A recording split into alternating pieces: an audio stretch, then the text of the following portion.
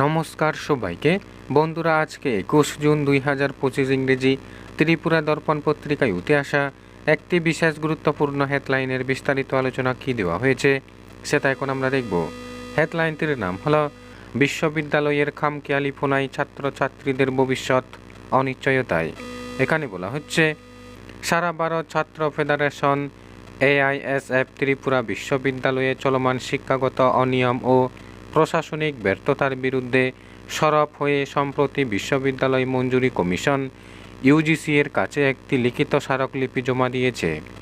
স্মারকলিপিতে জানানো হয় যে বর্তমানে ত্রিপুরা বিশ্ববিদ্যালয়ে পঞ্চম সেমিস্টার পরীক্ষা সম্পূর্ণরূপে পরিকল্পনাহীন ও এলোমেলোভাবে পরিচালিত হয়েছে। এই পরীক্ষাগুলি CUET এর সঙ্গে সময় মিলিয়ে নেওয়া হয়, যার ফলে ছাত্রছাত্রীরা কোনো প্রস্তুতির সুযোগ পায়নি। বহু বিভাগে অভ্যন্তরীণ মূল্যায়ন তখনও অসম্পূর্ণ।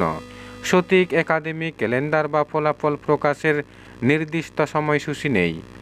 ফলে ছাত্রদের মধ্যে প্রবল বিভ্রান্তি ও মানসিক চাপ সৃষ্টি হয়েছে।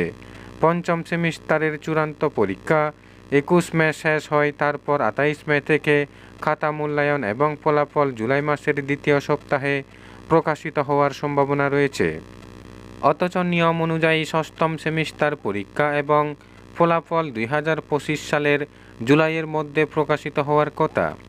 কিন্তু এই বিলম্বের কারণে তা এখন 2026-এ গড়াতে পারে, যার ফলে একটি 3 বছরের ডিগ্রি কার্যত 4 বছরে রূপ নিচ্ছে, যা ত্রিপুরা বিশ্ববিদ্যালয়ের ইতিহাসে নজিরবিহীন।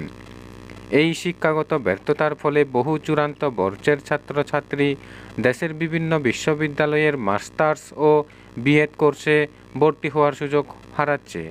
যেমন বিশ্বভারতী, কলকাতা বিশ্ববিদ্যালয়, যাদবপুর বিশ্ববিদ্যালয় ও বিভিন্ন কেন্দ্রীয় বিশ্ববিদ্যালয় ইতিমধ্যেই ভর্তি প্রক্রিয়া বন্ধ করে দিয়েছে এবং দেরিতে আবেদন করার কোনো সুযোগ নেই। এর ফলে ছাত্রছাত্রীরা তাদের উচ্চশিক্ষার স্বপ্ন থেকে বঞ্চিত হচ্ছে। শুধুমাত্র প্রশাসনিক অব্যবস্থাপনার কারণে আজ এই অবস্থা। ত্রিপুরা বিশ্ববিদ্যালয়ের অধীনস্থ বহু কলেজেও কোনো বিভাগীয় সমন্বয় ছাড়াই পাঠ্যক্রম চালানো হচ্ছে, যার ফলে সংকট আরও গভীর হয়েছে। ছাত্রছাত্রীরা তাদের একাডেমিক সময়সূচি, মূল্যায়ন ও ভবিষ্যৎ পরিকল্পনা নিয়ে সম্পূর্ণ অন্ধকারে রয়েছে। AISF এই পরিস্থিতিকে শিক্ষা ব্যবস্থার চরম অবক্ষয় বলে অভিহিত করে UGCর কাছে 4 দফা দাবি জানিয়েছে। অবিলম্বে পরীক্ষার সময়সূচি ও প্রস্তুতির সময় নিশ্চিত করা, অভ্যন্তরীণ মূল্যায়ন সময়মতো সম্পন্ন করা, ফলাফল দ্রুত প্রকাশ ও স্নাতকোত্তর শিক্ষা প্রতিষ্ঠানগুলোর সঙ্গে সমন্বয় বজায় রেখে ছাত্রছাত্রীদের ভর্তি নিশ্চিত করা এবং এই অনিয়মের কারণ অনুসন্ধানে UGCর অধীনে তদন্ত বা মনিটরিং কমিটি গঠন করা। বন্ধুরা, খবর আপাতত এই পর্যন্ত। বন্ধুরা, ভিডিওটি ভালো লাগলে লাইক, শেয়ার, সাবস্ক্রাইব করে আমাদের সঙ্গে থাকুন। ধন্যবাদ সবাইকে ভিডিওটি দেখার জন্য।